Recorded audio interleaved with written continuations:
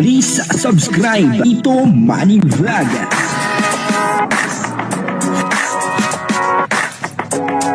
Payagan po si Tito Manny Vlog na mag-reactor para pambiling gamot sa kanya pong karamdaman. Sa video pong ito ay nabas si Kalingap Jomar. Panoorin po natin yung video at alamin po natin kung bakit binas si Kalingap Jomar dahil po sa video ito.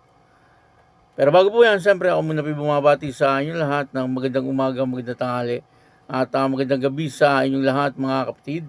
Saan man kayo ng panig ng mundo naroon ngayon ay mag-iingat kayo palagi at pagpalain kayo ng ating Panginoon. Maraming salamat din po sa patuloy na tumatangkilik sa aking YouTube channel at nanonood sa aking video reaction. Patuloy lang po natin suportahan sila Kuya Bal Santos Matubang, Kalingap Rab, at Edna Vlog, Jack Tapia at yung mga kasama ko pong reactor sa Kalingap. Ganyan din po yung mga charity vlogger na Kalingap partner. Ito po yung video na kung saan ay binigyan ng kahulugan po ng ibang mga viewers at parang nagselos po sila at binas po nila dito etong si Kalingap Jomar.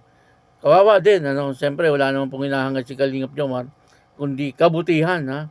Papanoorin po natin yung video at dito ay malalaman nyo kung bakit nabas etong si Kalingap Jomar o bakit binas etong si Kalingap Jomar. Ito ba ay tama na ibas si Kalingap Jomar or hindi? Panoorin po natin yung video. Kasi meron akong kaklase guys na nung college na ngayon po ay nagtiteach siya. Paano ba yan? Nagtiteaching po siya. Yata yun naman po kung piscolor mga bata. Tapos parang kulang din naman yung niya. Parang siya yung bedwinner. So, po kasi siya sa TikTok. Kasi lagi siya nagpo-post sa TikTok. Pero kita ko wala namang masyadong views. Wala siyang masyadong pong nag-order po. Kasi kahit yung pero lagi lang siya nagpo-post. Siguro parang hinintay niya lang yung right time. Pero kung sa post kasi guys, masipag siya mag-post. Yun nga lang, parang wala pang masyadong nakapansin po sa mga yung post niya kasi is lang, simple lang, parang ganyan. So, nag-chat siya sa akin.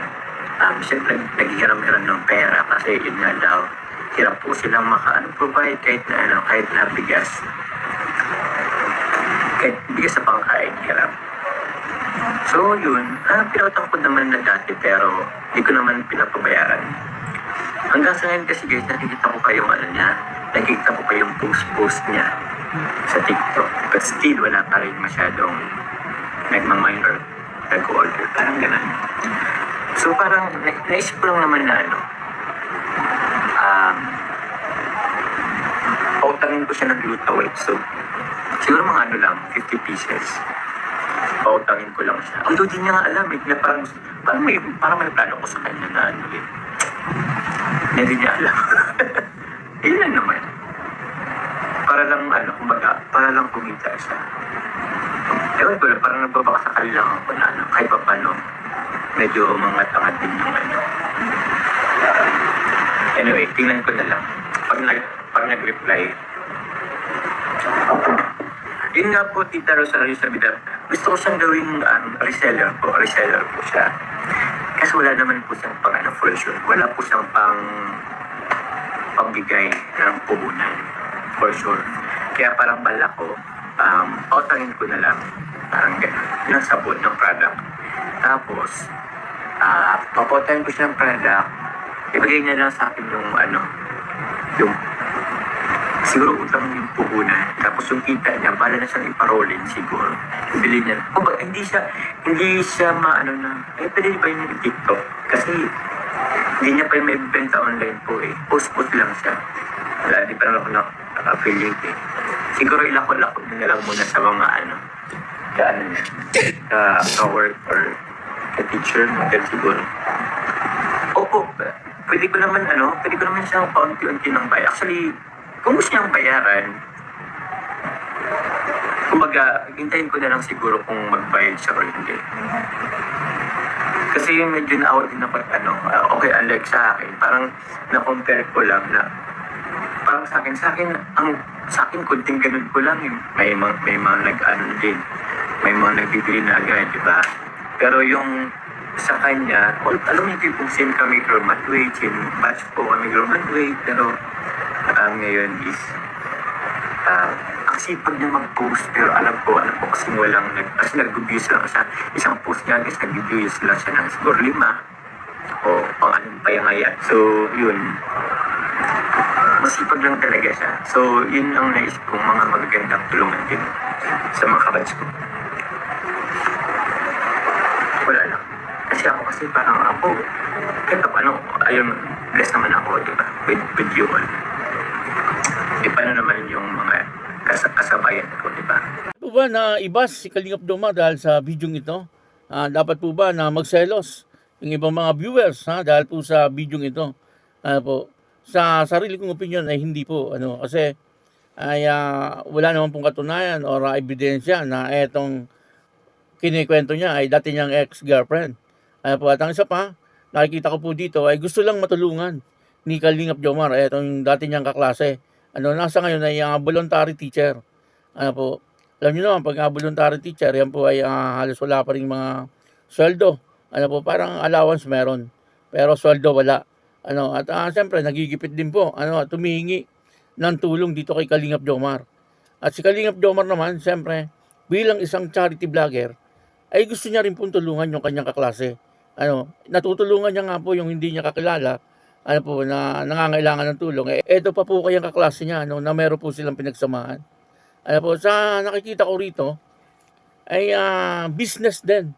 Ang gustong mangyari ni Kalingap Jomar. Alam niyo naman si Kalingap Jomar, business-minded po yan. At ang gusto niya, maging reseller niya. Etong kanyang kaklase. Papautangin niya ng mga product. Tapos, pag nabili, pabayadan siya, At kung hindi mo siya mabayadan, ay okay lang, parang tulong na niya. Parang gano'n, Pero sa tingin ko naman, ay magiging maayos itong kaklase niya. Siyempre, kapag po naibenta niya yung mga product, parang, consignment. Utang muna, tapos bayad. Parang gano'n ang mangyayari nito. Kumbaga susubukan lang muna ni Kalingap Jomar na pautangin ng product.